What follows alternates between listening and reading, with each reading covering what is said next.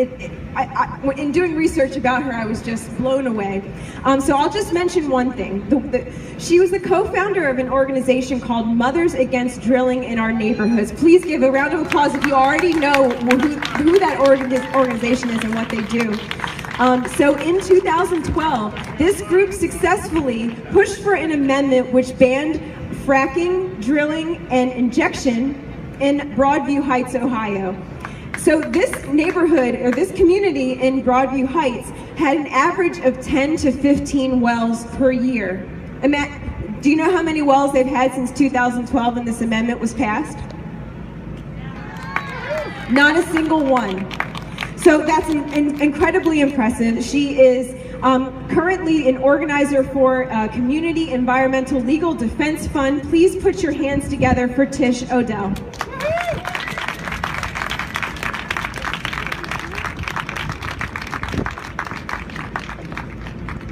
Thanks, everybody.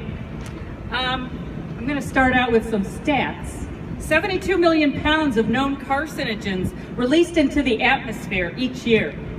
2 trillion pounds of livestock waste laced with antibiotics, hormones, and chemicals dumped in our waterways and applied to our land. 11 million people live within 1 mile of a Superfund site. Chromium-6, you may have read the article last week, found here in Lake Erie in Ohio waterways. Lead in the water in Flint and Sebring, Ohio.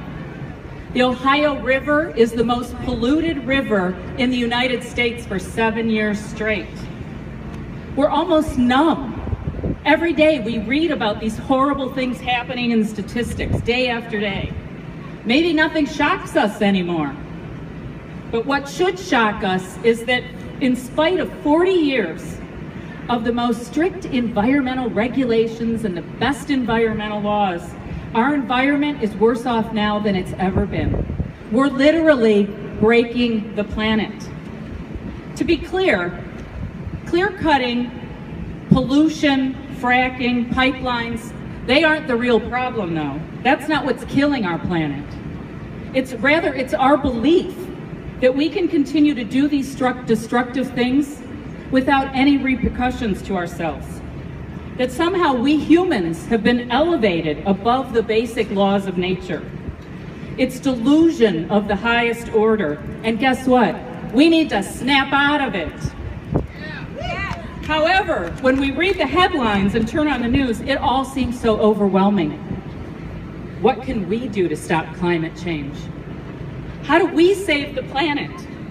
The enormity of the problem actually paralyzes us either into inaction, or we just simply keep repeating the same model that we've been taught by a system that's actually allowed all this destruction to take place in the first place. So our real problem is that we have come to believe that we, the people, are incapable of governing ourselves. We believe that we would be lost without all the wise electeds and government professionals managing our political, economic, and legal systems. So the first step to changing all this is the hardest step. We have to cleanse our brains of all that we have been fed and understand that we are not only the best qualified to make the decisions about our future, but we're the only ones who can. We have to believe that we would make better decisions than those who are currently making them for us. The second step is that we have to stop pretending that it's somehow okay or justifiable to allow 3 or 6 or 10 parts per billion of chromium-6 into our beloved Lake Erie over here, or any of our waterways, because we want more cheap, colorful plastic toys and novelties from Walmart.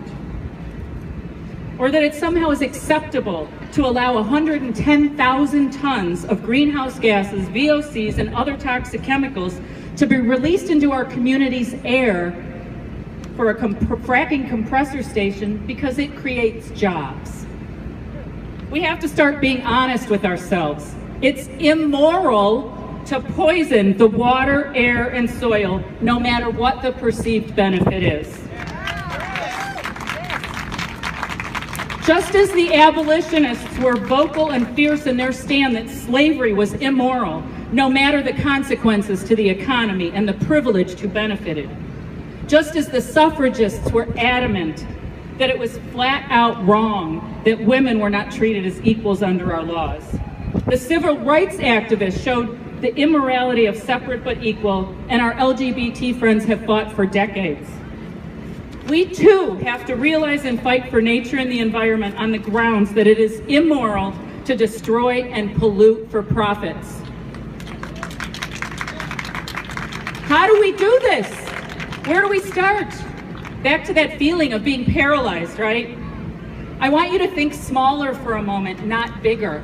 I know everything in America is always bigger is better, but think smaller. Think about your own community, the place you live, the place that you've raised your families, that you invest so much time and energy in, because it's home.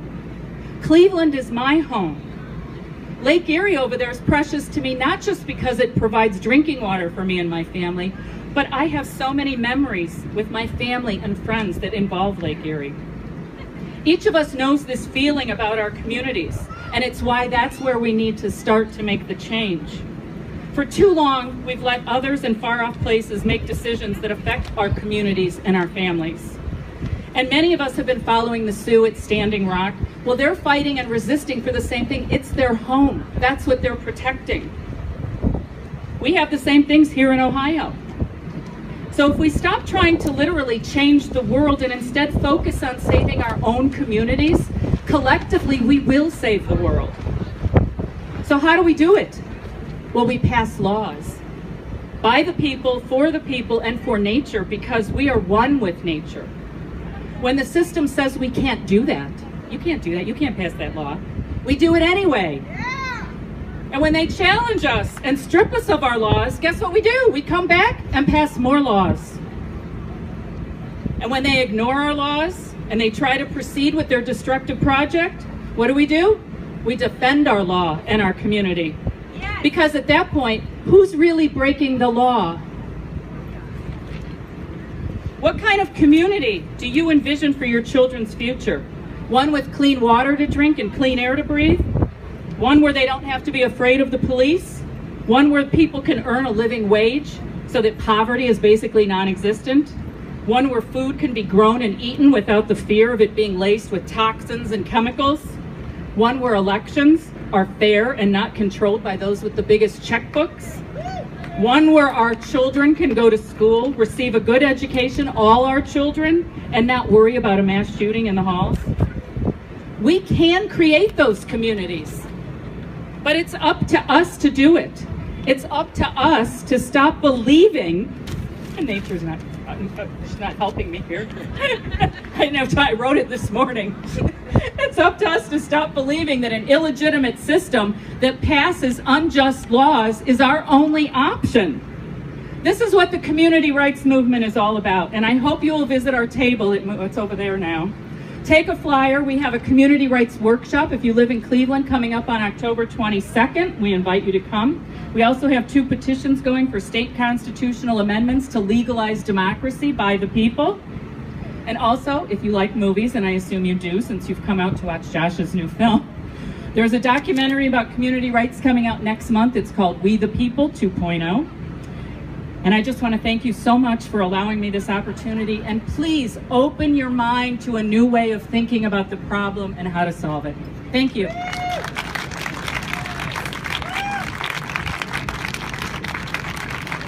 right, keep that going for Tish. Amazing work. So